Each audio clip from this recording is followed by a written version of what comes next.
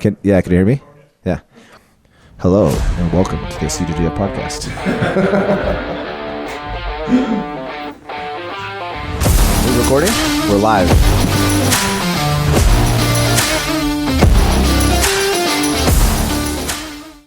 Cool. What's up, guys? My name is Jonathon Hunter. I'm the owner and founder of CJJF Texas Jiu-Jitsu. This is the first time we're doing this, so we're really excited to start something that we can share a little bit more about Jiu-Jitsu. I think when we started this whole thing, my whole focus with Jiu-Jitsu is really just to share it with the world, you know. So I got Brent here, one of my members. Hopefully have some fun, share some insights about our own personal journeys in Jiu-Jitsu.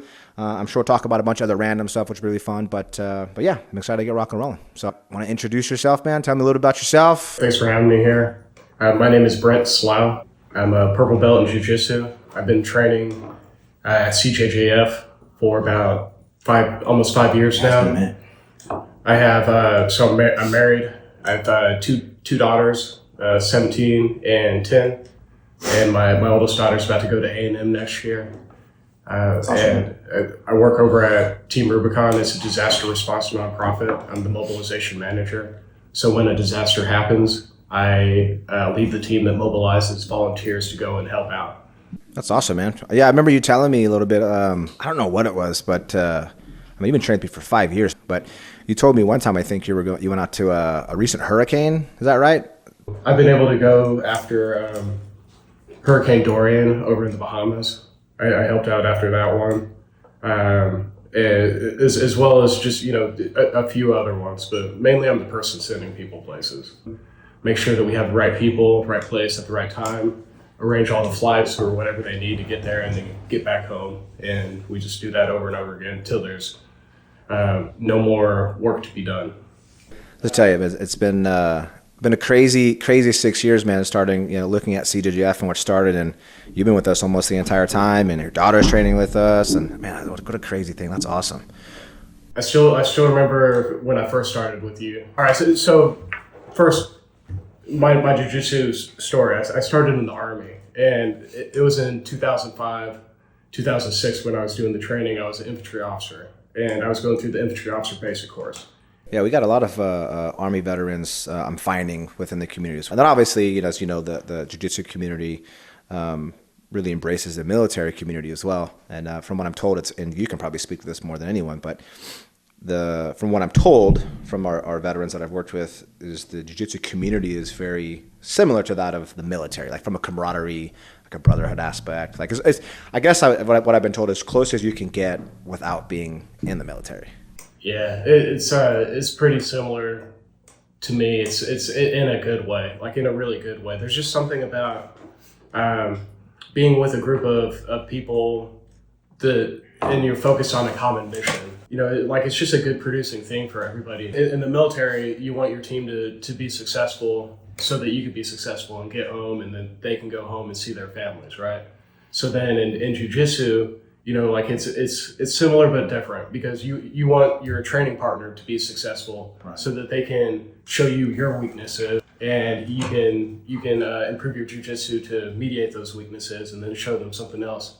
So then it's a constant, like we make each other better. Yeah, as I say, you guys get better together. I can't imagine being in infantry or in a combat situation where, like, I've fought MMA and I've fought many times in that scenario, but never from like a firearms perspective in a foreign country or something like that. I can't even imagine what that would be like.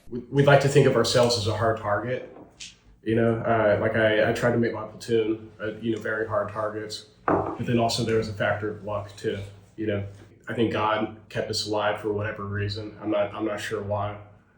So I got lucky there too.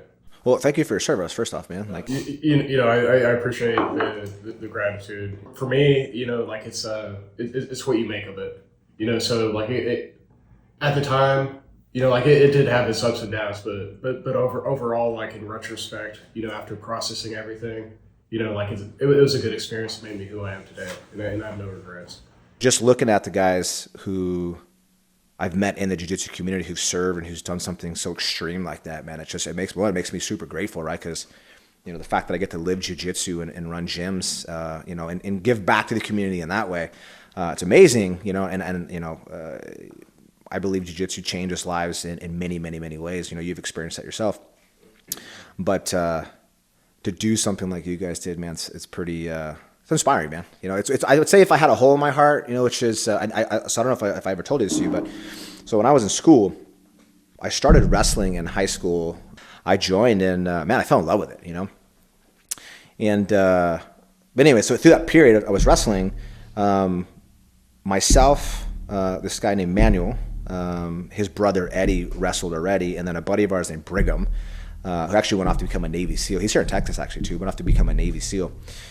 So I was wrestling, and then I was training 6 months prior to graduation, and then I was going to train 6 months outside of that, and then I was set to, not deploy, it's the wrong word, but I guess go to basic training, right? And so I had my, my delayed entry ID, and I didn't swear in. I don't know, I forget what they call it, but I didn't swear in or anything. And then when I graduated, I ended up moving to Arizona with some friends of mine. And I still had plans to train and actually ship out 6 months later. I never went in, right? I ended up partying and doing all that stuff. And when I graduated, I was 152 pounds. So I started lifting a bunch of weights because I was always a smaller person. I was inside of a YMCA in Queen Creek, Arizona. That's where I was living. And I overheard this little guy named, he was short guy, kind of stocky. His name's Tony. He was the director of the YMCA, really loud, distinct voice. And I hear some guy walking around asking these giant, bodybuilder of men to see if they would help some guy get ready for a MMA title fight. And I just overheard it lifting weights or doing whatever I was doing in the gym. But anyways, he's having these giant guys that are like 300 pounds, like bear hug him, and he's pummeling them, like taking them down, these kind of things. Like, oh, that's really cool, And he asked, he's like, I remember asking, like, hey, anybody want to spar? And I went, I'll spar, because I'm in my mind, like I used to street fight all the time, right? And I'm like, man, I'm gonna beat this guy up, right? And man, this guy just destroyed me, I was like, I don't know how to do anything. And he invited me to come back because I kept kind of pressing forward on him. Anyways, he invited me to come back, and I trained that guy for like 5 years. So that's how I kind of started fighting MMA in Arizona. Ended up moving to Texas in December of 2009, which is where I actually found Jiu-Jitsu. So I started my martial arts journey. So there's a really positive side to that, which I'm very grateful for. But the one hole in my heart is I never actually served, So that's one. I don't have many regrets in life, but that's one of those. I'm like, man, I wish I gave some time to serve in the military. I think God has different plans for everybody, and like you're where you are today because of the choices that you made, and like that's a good thing, and I'm so thankful, like, man, like I love your school, the people that you've gathered together, it's changed my life for the better. So like I'm in just great appreciation for what you've built. Man, yeah, thank you. It's my mission is, I've had many conversations at this point now of mentors, and and the question was like, man, what's the goal? So I wanted to do something that added value to people, and obviously jiu-jitsu was such a hands down was the single most impactful thing in my life to develop me to who I am today. Quitting jiu-jitsu was never an option for me. I ended up opening up I was actually in Brazil, as a matter of fact. I was competing in Brazilian nationals, staying in Brazil with my professor Marcus, and we had talked about, opening a gym. Neil actually kept encouraging me to open a gym. The lease was signed when I was in Brazil, and that's how we started. I bought used mats from Alan. Alan was supportive of my decision. And that kind of started the journey of CJJF. My whole goal by doing this thing was just to give jiu-jitsu to the world. And I've just seen through my own eyes working, with athletes like Joey and other individuals from the We Defy Foundation, and not just military, but just individuals overall, the impact that it has on people's lives. And other mentors of mine were asking, like, man, what do you want to do with this thing? And I was like, man, I have no idea. Initially, I just don't want to work for the bank, and I wanted to give back to the world. Obviously, it's expanded past that, which is great. But that's the mission, And so when you look at CJJF, it's like, what is our goal? We've opened up Salina now, so it's the 5th location. And then I opened a school in Brazil, opened the headquarters in Brazil, which is really cool. But so I think now underneath, just in Texas, we're helping 1,400 people, have a positive impact on their life in some capacity. Everyone has their own different story, of course. But that's the goal, right? That was the mission, and it's still the mission today. I don't really have like a specific end goal, right? It's just to continue giving jiu-jitsu back to the world. It's kind of how it got started. That's how that happened. So the fact that that you love this place and it's had such a tremendous impact on you, I think that means so much. It means so much to me. And walk me through your journey, man. Like, so growing up, I used to watch WWF, so I love that, and that's really what I knew about fighting. We had a platoon. It was about 40 to 50 second lieutenants. Young guys fresh out of college, they just received their commission, and this was part of our basic training. And we were learning combatives, and we were sparring. So then we would line up. It was like king of the mat style sparring. And there's this one guy, just average size guy, nothing special about him, and he was just submitting everybody. People were just lining up and just instantly getting submitted. And afterwards, I asked him, hey, where did you learn that? And he's like, I'm a blue belt in jiu-jitsu. So just being a blue belt gave him the ability just to, mow down an entire platoon of, pretty much untrained guys that were athletic, good shape.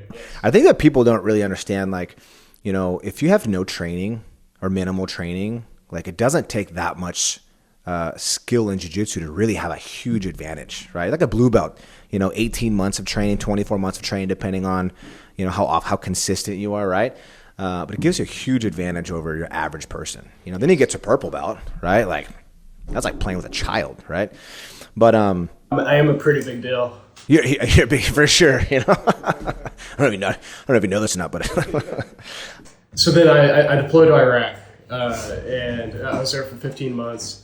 Got back, and I was stationed in Columbus, Georgia, and I noticed a jiu-jitsu gym, just a small jiu-jitsu gym, was open, and it was run by Pedro Brandeo Lacerda.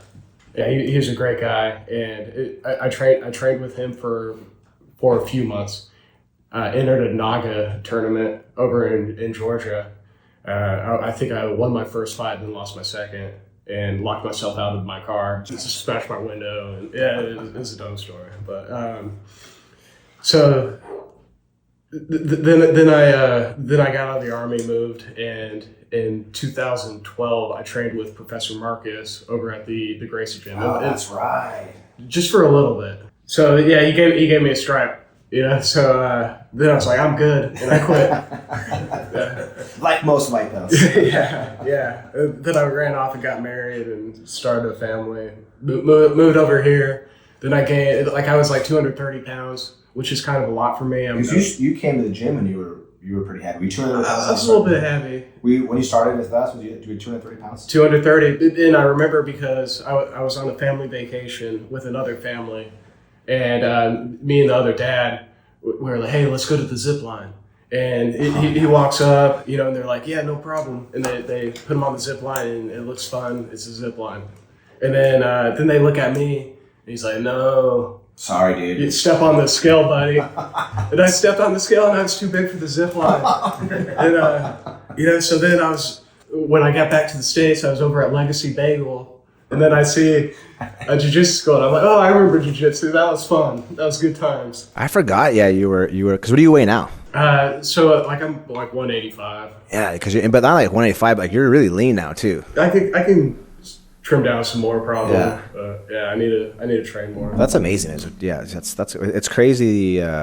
We can go into whole different stories about that, right? But like Benny, Sean, Cameron, Kumar, like all these guys who've just lost so much weight doing jiu-jitsu is pretty cool. Yeah, I forgot that you trained with Marcus, and then you waited a long time before getting back in. What was the reason outside of obviously you got declined from the zip line? Just I wasn't super healthy. I wasn't, I was kind of missing something, and I didn't know what it was. Really, I did drink a lot, so now I don't drink at all, but I just wasn't living a healthy lifestyle. And then I started, I was like, let me just do this and start training a little bit. And then I didn't want to suck at it. I don't want to feel bad, so then I started eating healthier. I started sleeping better.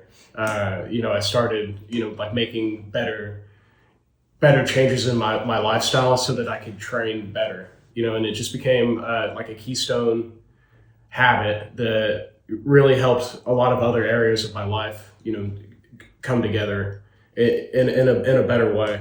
I like that word keystone. You used that. I remember you were saying that when I had you share your story about your accident, which we can go into here soon too. But yeah, I like that. Yeah, because you're right. You're right. That I think the habits that jiu-jitsu has created in my life, it sounds like in your life as well, have really led you to, have more success in other aspects of your life, whatever, however you define success. Right? Yes. Yeah. It's like, I think the way that I'm built, I'm like a working dog. Like I got to do something, and like I used to do ultra marathons because I just had this energy, or I don't know what it is, but I just had to get it out. What is the ultra marathon? I'm not an expert. It's anything greater than a typical marathon. So you like to run? So no, I don't like to run. I guess I like to run for my demons. Yeah, there you go. Yeah. But yeah, I just got to exercise it out, and but then that just took way too long. It's like 4 hours, and then I kind of fell off of that, and then just kind of went into an unhealthy cycle. Oh, okay, so you used to do that, got the zip climb, declined, yes. Weight, and then found jiu-jitsu again, and here you are. Yes, and so then I started training just a little bit, and then I remember when I found out that I could train more than 3 times a week. What? Yeah, I was like, hey, is it okay if I come back later today and train again? And I think you were like, yeah. I'm like, dude, train more.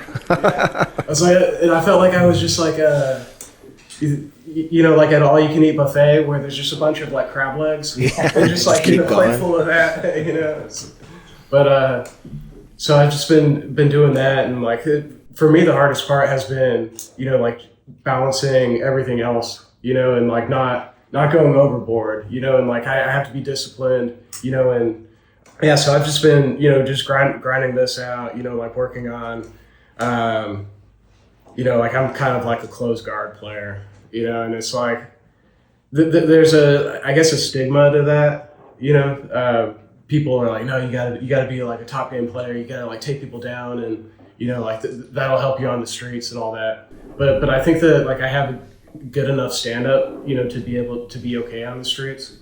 Yeah, I think in jiu-jitsu, there's a lot of, I know a lot of black belts who are great in sport jiu-jitsu, but they don't know how to block a punch, right? Which is amazing to me, right? Because the jiu-jitsu was founded from self-defense. And so I think having a real self-defense skill, that's a part of that.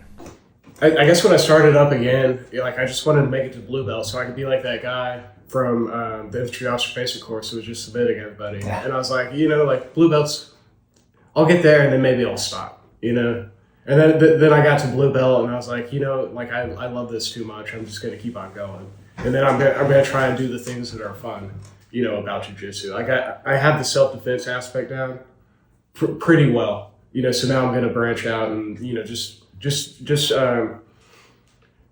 develop a jiu-jitsu game that I can do for the rest of my life. So then one that's not built on athleticism, speed, and strength, because all those things will fade away. And, just something based on trickery, or Yeah, more technique. I think that's something that's, because I started this when I was younger, right? So, I was definitely, I think if I were to if I were to self-classify my style of jiu-jitsu, if you will, when I was younger, it was definitely more, transitions in speed, probably all up until my brown belt. Then I was trying to work. I wasn't really a good pressure player, if you will. And then brown belt, I tried to develop more the pressure game. I had a really hard time combining the two. Dr. Mattis, probably one of the, the better black belts that I've trained with over the years. Pressure was just always consistent. And he smashed me forever, man. He smashed me from white belt all the way through black belt. And it wasn't until I got to black belt where I was able to start to win. The style of jiu-jitsu that he has is so technical, right? Kind of going to your point where it doesn't rely on athleticism, doesn't rely on strength. It's just so technical. I'm starting to realize man, I don't heal as fast as I used to. I'm a little more prone to injury, right? And I think it's important to recognize that early on of cool, yes, use the athletic abilities, use the strength in connection with your technique, not to compensate for lack of technique, but Also develop a style of jiu-jitsu that doesn't rely on any of it, because then you can do it forever, right? If I always relied on my style of jiu-jitsu, which was more transition based, like I'm gonna get slower. I'm gonna have more injuries. My mobility is not gonna be as good. You know, as I get older, typically, I mean, it's common. I think most people would say that it's typically gonna decline. So I think having that your approach to that, I think, is a really good approach too. Life kind of helps with that approach too. So June 30th this year. All right, so it's December 30th right now. So that's 6 months ago, right? I was in the Bahamas with my family, and we were over in Exuma, and it was toward the end of the day, and we had a house right by the beach, and I went out to snorkel, and I was snorkeling over there, and really close to the shore, and then just out of, from the left, a boat came by, and it hit me, and I didn't see it coming or anything. I had my head underwater, and I felt like a thump, and then I surfaced and looked over to my right, and I was like, yeah, a boat just hit me. That was a freaking boat. And I see it's like a 20-foot Boston Whaler with two guys in it, and one of them, I noticed, looks back. The boat slows down and then veers off, and then just speeds off. Yeah, like I'm like, I'm alive, I guess. It's crazy you just like talk so nonchalantly about it though. I'm like, you got hit by a boat, dude. Yeah. I mean, like I started swimming toward the shore, and then I feel like some stuff kind of like dangling on my leg area, and I'm like, what's going on here? And then so in the Army we learned like a survival swim, where it's like if you do a side stroke, you can do that for a long time, and then you can just switch sides if the other one gets tired, and then just kind of alternate. So I was like, I'm gonna do that, and then I went to kick my legs, and I was like, like they don't work right, like something's wrong, and and like before. Like when I was out there snorkeling, I was like, man, there's sharks out here. And I kept on, like, I was like, I'm going to be so safe, like just looking out for sharks all the time. And, but then it ended up being a boat that hit me. What are the odds? Because you said you were right offshore, right? Between 30 to 50 feet, like almost to the point where you can stand up, and just have your head above the water for like 50% of the way. So the boat obviously way too close to shoreline. Yeah. What's the law say for that? Is there anything specific as to 200 feet away from shore is what they're and they probably had a tour that day, dropped off the tourists, and were heading back to the dock, and they were like, hey, if you're closer to the shore, there's less waves and you can go faster versus like out further in the ocean where it's more bumpy. Like that's probably the logic that they used, and which I hope they quit doing that. So then I start swimming toward the shore, and then my whole family's like barbecuing, getting dinner ready, and then there's like another house with people out. So then I just like decided to yell for help.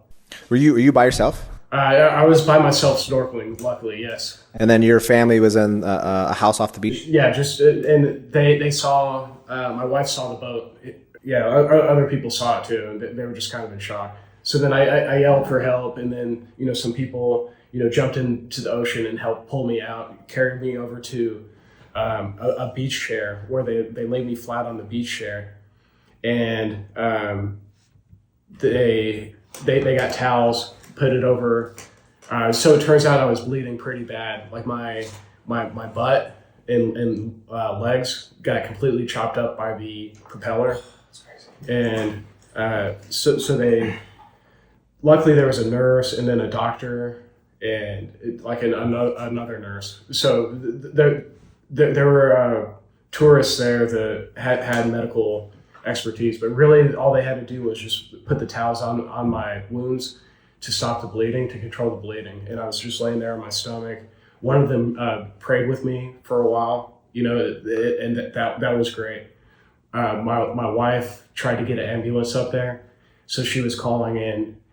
They were like, no, the guy that drives the ambulance went home for the day. Exuma is a long, skinny island. So then just the logistics of like where the clinic is versus where the people are it's not optimal, I guess you could say.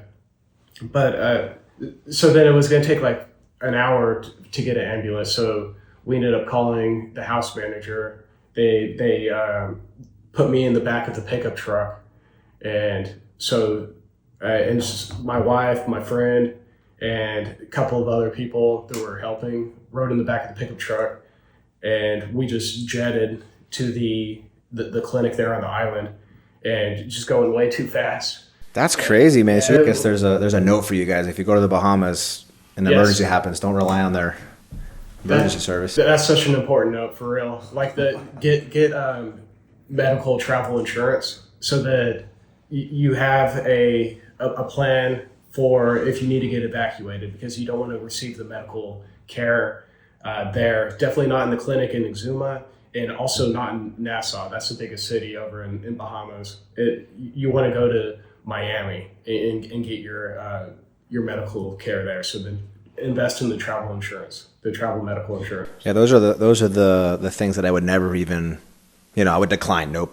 Yeah, like I'm invincible, Yeah, dude, like 30. That's crazy. That's what I thought going into it. But. So you got to the hospital. You self-drove yourself. Obviously, you have. I don't know if you want to go to detail on the injuries or whatever that you had, but we ended up getting to the clinic, and I ended up staying there for like 15 hours. My wife just was calling every medevac company to try and get a flight out so that we could go to Miami instead of Nassau, and it was just super expensive.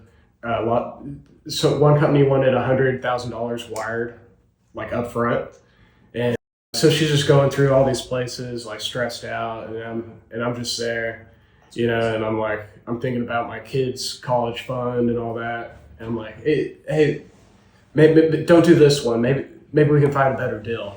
Yeah, let's negotiate our. Yeah, I've been bleeding out my ass.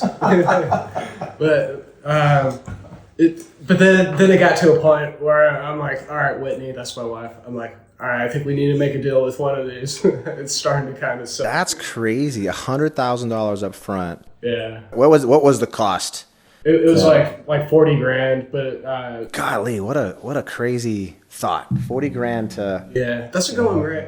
It's a going, because I've had to charter some flights since then to Jamaica, and and like $40,000 for a private flight to Jamaica from the U.S. Professor Aaron was a pilot for Toyota for a long time before he retired and did jiu-jitsu full time too. So he's very familiar with all the jets and stuff. Yeah, we need to do a jiu-jitsu retreat somewhere. We're working on it. Yeah. Don't know timing yet, guys, so don't quote me on it. But yeah, we're working on a trip to or a camp to Brazil. Okay. Yeah, which would be cool. People would definitely go to that. For sure. Yeah, this would be awesome. Yeah. No boats for me. But we ended up finding a good company that took insurance. Also, meanwhile, a family friend started a GoFundMe, and then just like people just started donating, like just it was crazy. So then like I'm just humbled, by the outpouring of support. All sorts of support, prayers, money, meal train, and like so much throughout. It really changed my perspective on a lot of things. But the following late morning, we ended up getting a private flight to a trauma center over in Miami, Ryder Trauma, and then they took me in, put me under. I remember like before they put me under, my wife explained what they were going to do, and there were different outcomes, right? So they said that everything was cut up on my bottom. So like this injury is like 99% butt. Yeah, well for sure, because I'm assuming you're snorkeling like when it runs you over. Like that's that's also the best way to get hit by a boat. Is like get hit in the butt. Better be not in the head. A little more cushion, yeah. So then they put me under, did the surgery, but like a couple of weeks through, the initial stitches didn't hold, so they had to put me back under. Oh wow, I didn't know that. And then redo it, and then after that, those stitches did hold. Did they change the type of stitching? They went to what's called a dead man's stitch, so it's just like a thick gauge. A little stronger. Yeah.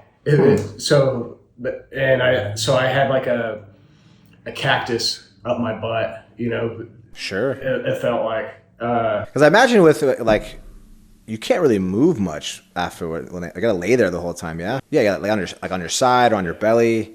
I'm uncomfortable after like 6 minutes of any position. Yeah. It was hard. It was hard to get comfortable. Okay, so the experience in the trauma center was over 4th of July. And, so I was roommates with a guy. He burnt his face with fireworks. And he was sharing the room with me, and he was like screaming, and it was bad. Then they switched roommates, and then I got this guy that was like he would talk to himself. And, so then, that was interesting. And then they moved me to kind of like to the burn unit side. And I'm just hearing people screaming, just like they're in so much pain. And like I'm doing interviews with the news, like it kind of catches on, like people are interested in my story. Yeah, because you were on, was it, you're on a news channel. I think CBS, that was the major one. I was on the Bahamas news, and I was in the local Miami news. And I don't know what people found interesting about it. Dude, you got hit by a boat. Yeah, I got hit by a boat, and then and just during the interviews, I was just like why am I alive? Like what am I here for? Like like I went to Iraq, and like I tried to find a fight. I tried to find the enemy, like every single day. And I came out unscathed, like physically. Yeah, and then here you are on vacation with your family. So then, like I was in that hospital for a month, and they were like, yeah, you probably don't need to be at this level 1 trauma center anymore. We could probably step down. I was like, well, I want to get closer to home. And I found a place called Settlers Ridge. It's actually a nursing home, but they had a wound care special person there that was really good. So we transferred over to that. So I was like the youngest guy in the nursing home, but then I'm still alive. Like why? And I'm just kind of searching for that. And I was, like the first thing in my head was like, well, I need to tell people that God saved me. Like I need to tell people, that. Like relate this to Jesus, and like this is an opportunity to tell people that, because like I was given this life, like there's got to be something. There's got to be a reason for it. Because what are the? So I don't know if they gave you any like I don't know what kind of statistics are out there for people getting hit by boats, but what were like? Did they give you any sort of odds, like hey, like your average person, if this were to happen, like likelihood of survival? No, they didn't. I wonder if they told my wife that, and maybe that information she don't want to tell you come to me because it didn't. Yeah, but I did talk to her and my dad, and they were like, yeah, like at the beginning it was pretty dicey, Brent. Like we didn't tell you everything. Yeah, you have enough to worry about. Yeah, like I'm just like going through it, like whatever. Yeah, you've always had. I remember calling you. I think you were in the hospital in Miami. I remember that call. That was a good call. Yeah, no, I'm glad. I was like, dude, I gotta call Brent. And yeah, you're just like, yeah, man, I got hit by a boat. Like, just no big deal. I'm like, dude, this guy. Like, at least from the outside perspective, you've had a really upbeat attitude about it, like the entire time. And I remember you shared me your thoughts on. How it's kind of connected to God more and that kind of thing. Yeah, so. Yeah. I remember your call and you were like, Brent, you're part of the family. And I was like, man, yeah, that meant a lot to me, to just have that acknowledgement that, like I have a crew here, like I have my Jiu-Jitsu guys, they got my back. My church, they had my back too, and my family, 110% they had my back. My wife, like my dad, like everybody's just so loyal, and, it was humbling. Like even seeing the articles where they're like, ranger was hit by a boat. Like I don't really go around telling people that stuff. Hi, I'm Brent. I'm a ranger. Yeah. I'll tell them I'm a purple belt though. But I know we've known each other for a while now. I don't really ever think you ever talk much about your military background unless I ask you about it or. Yeah. I'm curious too. Like. I think we all have these defining moments in life. What was I reading? I was reading a book. There's these defining moments we all have in our life that maybe we don't recognize them in the moment, but there's all these defining moments that change our perspective and kind of direction in life, right? You can probably look back and like, this was a defining moment for me. This was a defining moment for me. I'm not saying this was or wasn't for you. I am curious. So like, Has this changed your perspective on life in any way? Yes, it has changed my perspective completely. I felt like I was on a good path before this, but then almost dying and then and living, it's like I'm just here to serve. I'm here for a limited time, and I'm here to serve God. To love our neighbors. To be a good father, be a good husband, and that's what I took about from it. I learned about the different ways that God can heal people. Like supernatural healing through doctors and medicine. Or then the third way is like sometimes he doesn't heal you completely or heal you at all, but his power is made perfect in your weakness, and his grace is sufficient for no matter how he heals you. So then, I felt, throughout it, I was like, how do I deal with this? Like, what if I'm never the same?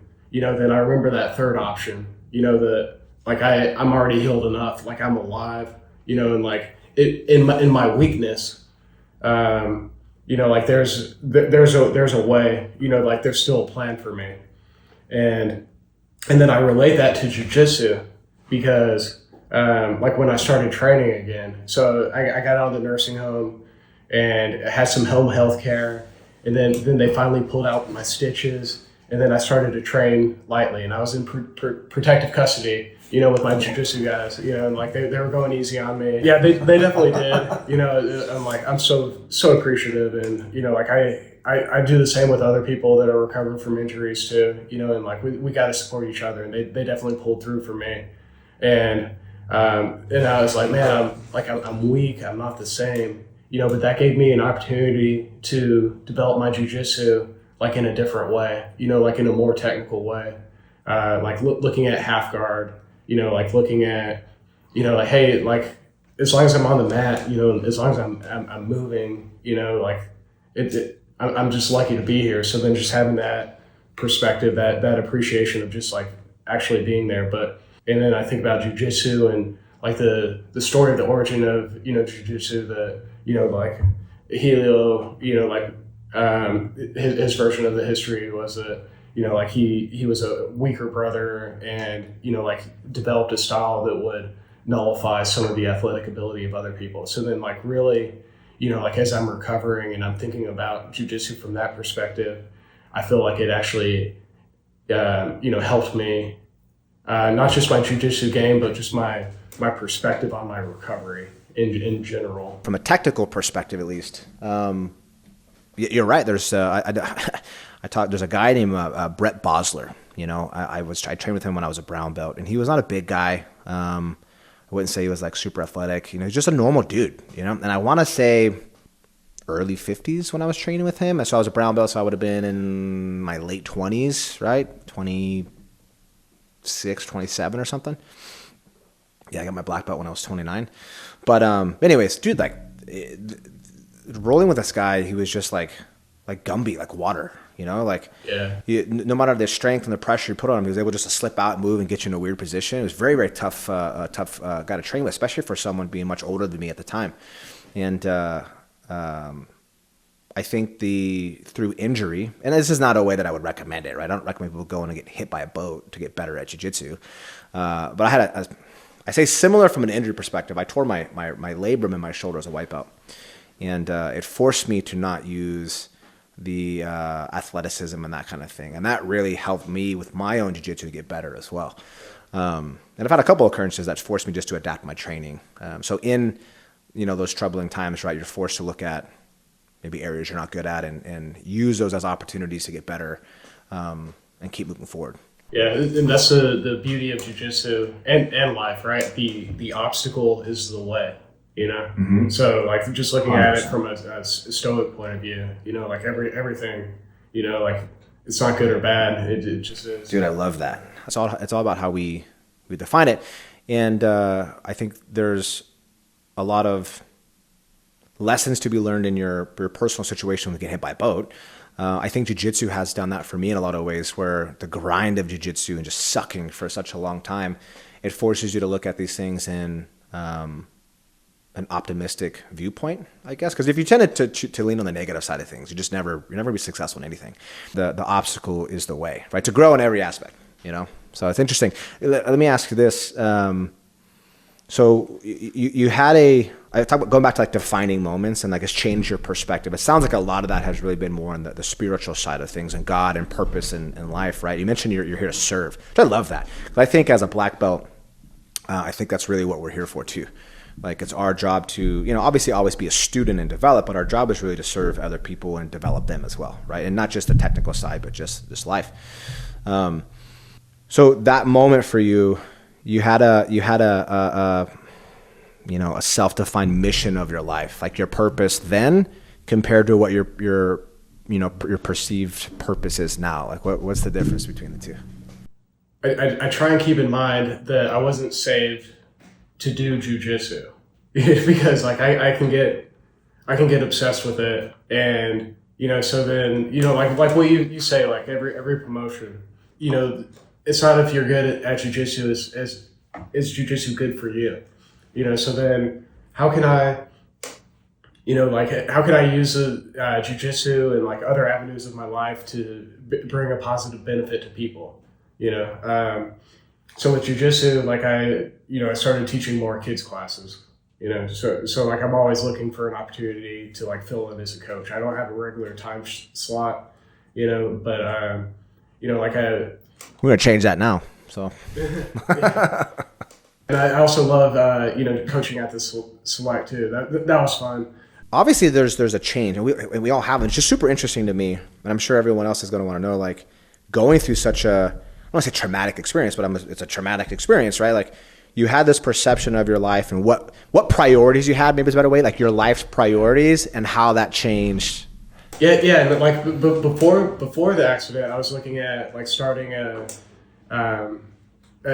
franchise. I was like, I want to build my empire, like I want to use my MBA, and like finally put that to use and make some money and, like just change my family's life and like just be live the American dream. Yeah. And then, but now like I don't I just want to, like, I don't care about that. That was for myself, there's just a different path for me. I don't know what, but where I am at Team Rubicon, like I get to help people. I get to connect people with opportunities to serve others over themselves every single day, all the time, so then, like that's pretty big. Like I get to lead a team that does that and help my employees, that I manage, like figure out what they want in life and help them achieve that while still, completing the mission of the company. Like that's awesome to do too. And like I have these two little girls, that love me, and like I'm gonna do everything I can to set them up on the right path, so that they can, just live good lives. Nothing else really matters. I just know that this is a temporary existence that we live in, and so I'm still here. I'm on borrowed time. I feel like I could have died multiple times, but I didn't. So this life I'm living is not for me. It's for other people.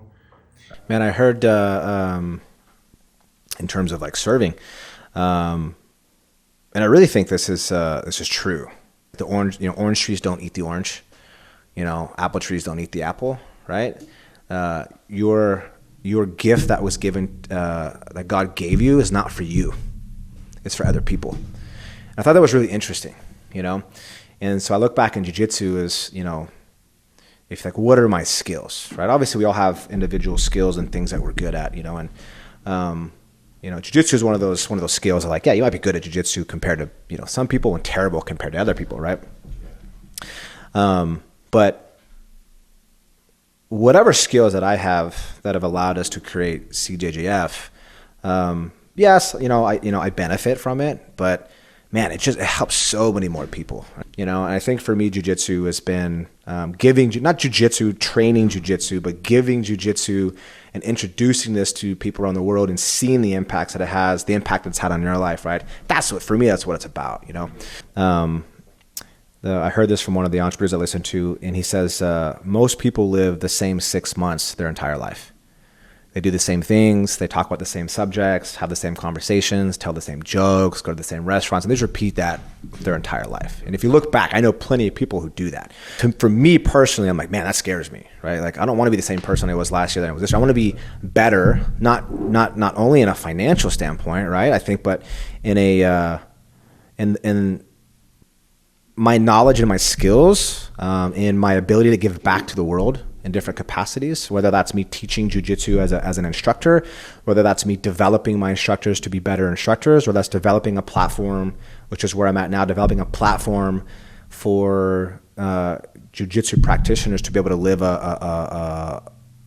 make a good income and live a real life teaching jiu-jitsu and their passion, because I think it's just going to continue to grow in that capacity and give back to the world. So it's how do I continue to add value and serve people in my capacity? And this, CJJF specifically is really just a platform for that. I had a whole conversation with Professor Ricardo in here. We were actually in this room, and there's a bunch of windows here. We're we're talking philosophy, we're talking life, man. We solved the world's problems that day, right? And writing with, dry erase markers on the windows, life's problems. And what we all came down to is most people lack purpose in life. Right. And so coming back to what I think was about the goal aspect is we need to find what is your purpose, right? And with that, you have to have established goals and benchmarks to direct your life to. Because if you don't have any objective, you're just stuck in a stagnation and a spiral and a spin, and you're lost, So you end up being conformed by the things of the world and not. Yeah, dude, 100%. Yeah, you get stuck in this aspect of trying to become what society tells you should do. If you don't have purpose, or a mission in your own life, then you're kind of stuck to only doing what society tells you to do because you're lost. You have nowhere else to go. So I think defining that is huge too. So yes, so it's given me an opportunity to reframe the way that I'm looking at life again. Coming back from Iraq, I had to do some of that, and I thought I was on a good path. But this helped me to utilize some of the tools that I learned from readjusting after serving. So what I've experienced during the Army, it gave me some tools to help me take this event in a better way. To reframe it and to make it into something positive. Because life is about what story do you tell yourself? I went to Iraq. The war was unjust. Bad things happened around me. And I got back and just worked in some corporate jobs, and then I was hanging out with my family. I got hit by a boat, and now I suck at jiu-jitsu. I still suck. You still suck. Yeah.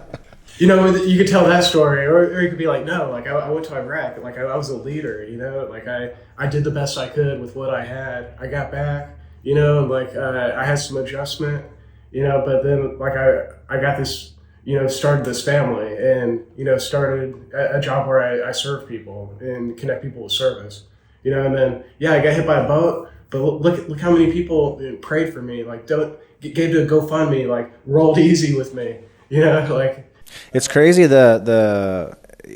It sounds so simple, right? You just have to look on you just shift the perspective. Yeah. Just change the story in your own mind. Change it. It's especially in your own mind. I would say it's simple, but not easy. Yeah. Right. I imagine, I think human nature, right, is always we tend to focus on the negative of things. And I think that's something that jiu-jitsu has played a role in my life for sure of you suck. And then initially we're oh, I'm terrible. Why am I doing this? Right. Then eventually you just realize dude, that's just a part of the process. Yeah. And I think that's what's so hard for people to understand in jiu-jitsu specifically, but in life is that just because you lose doesn't mean you're a loser. Just because you suck now, let me rephrase that. Nobody starts something as amazing at it. You don't have an Olympic athlete or Olympic gold medalist who just started as an Olympic gold medalist. They suffered and they grinded and they sucked for a long period of time, and they eventually, through consistency, through discipline, through structure, through planning, through preparation, became the champion. And I think a lot of that has to do with perspective. One of the things that, at least in my mind, this relates, the difference in flipping the switch and just looking at the other side of the coin, you feel, on your certain circumstances, I think makes all the difference in how we perceive life in general, right? So like you have a very positive outlook for someone who got run over by a boat. You know, like you're 100% right. You can be like, oh, poor me, my jiu-jitsu, the financial implications, all these things. But dude, like I haven't heard you complain a single time, which is amazing. I complain a lot. Like my arm, I keep smacking things with this brace I have on, you know, like scratching all the stuff in my house, you know. But you know, here you are, get run over by a boat, dude, and you don't complain at all. So I think it's really, really cool.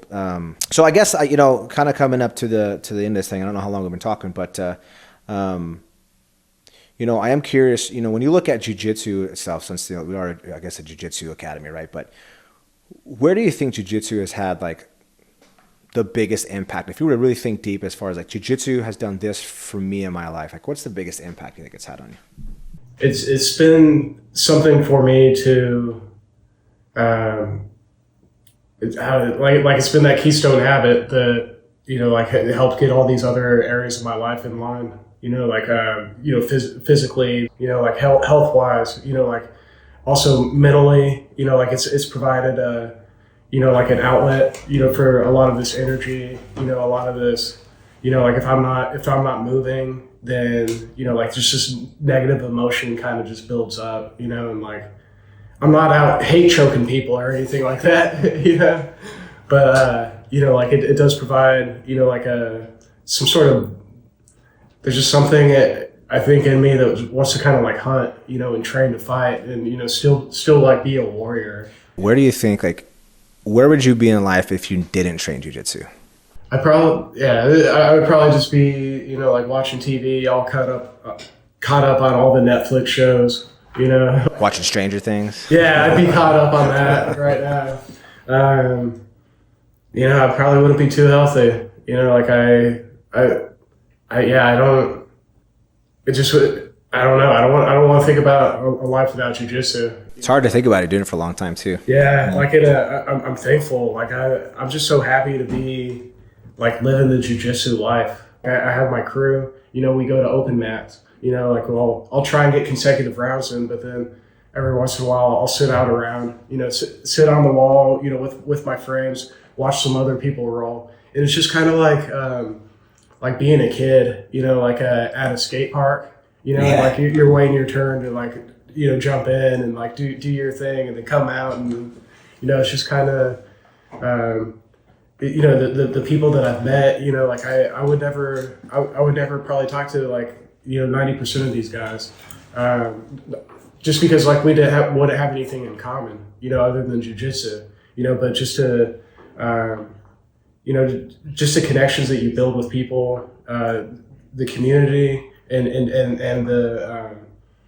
you know, like that part, you know, like is awesome in itself. And then just the martial arts aspect, you know, there's something, you know, like maybe I'm brainwashed by Karate Kid or, you know, like that blood sport, you know, but there's like just like, you know, there's just something about, you know, just like pouring yourself into this martial art that allows you to express who you are, you know, like I'm a guy that, you know, like I'm getting older, like I got hit by a boat, you know, so then like I can do this really well, but maybe not this so much, you know, so then my jiu-jitsu is going to be different than like this other guy, you know, like a, you know, 18-year-old wrestler, you know, blue belt, like he's going to have a totally different style than I do, you know, and it's like. Yeah, it's almost like, just to comment last part, right? Like, you're adapting through the challenge more so than quitting because of it. Yes. And I love seeing other people do that. And, you know, like being able to guide other people through that too, you know, and like that's the beauty of it. I think that's a component of jiu-jitsu that's not talked about a lot. that I would also attribute to my own life, right, which is the reason why I think we're successful as a business, right, is the ability to adapt under struggle, right, under challenges. That sometimes we don't even recognize that the reason this has been so impactful on us because it pushes us forward in everything we do and it impacts every part of our life, because it allows you, teaches you how to adapt in uncomfortable situations, which we have in every aspect of our life. Yes. Yeah. But man, it's been a pleasure, dude. I learned a whole bunch of new stuff about you today. So hope viewers, hope you guys enjoyed this podcast and Brent's story. I appreciate you coming on and spending some time with us. Like I said, we have no idea what we're doing with this thing, but we're going to continue bringing people on and learning about people's stories. And I'm sure we'll get into more into CJJF and all these different things. And hope everyone enjoyed. If you guys are watching this, make some comments. Let us know what you guys want to hear or what you want us to talk about, whether it's certain subject topics, themes, or concept. Help us out. Produce some really cool content for you guys. But man, Brent, I appreciate your time, brother. Thank you. I think Billy needs a mic though. I think so too. If you're a WWF fan, who was your favorite wrestler? Mankind. Mankind? Yeah, I was a wrestling fan too when I was I guess I would have been in like high school or junior high. Dude, you got hit by a boat.